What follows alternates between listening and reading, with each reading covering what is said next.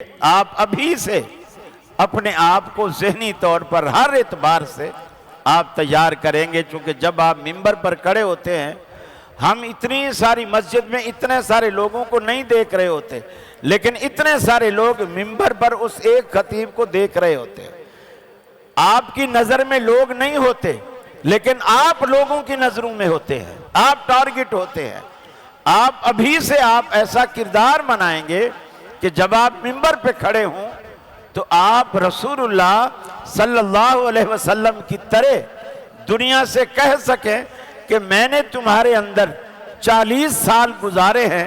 میری زندگی کے کسی صفحے پر، کسی سطر پر انگلی رکھ کے بتاؤ کہ تمہیں کوئی عیب نظر آتا ہے؟ ما جربناک الا صدقا۔ حالانکہ وہ ماننے والے بھی نہیں تھے، سب نے کہا کہ ہم نے آپ کو جب بھی آزمایا ہمیشہ سچا پایا، آپ تو سچے ہیں۔ کیا ہم ایسا کر سکتے ہیں کہ آج اس مدرسے میں ہم 10 سال پڑھیں، 8 سال پڑھیں، 9 سال پڑھیں، پھر ممبر پر کھڑے ہو کے ہم اپنے محلے میں مجمع سے کہیں کہ آپ بتاؤ کہ میرے اندر کیا ہے؟ یہ چیز جو ہے اپنے اندر آپ پیدا کریں گے تو انشاءاللہ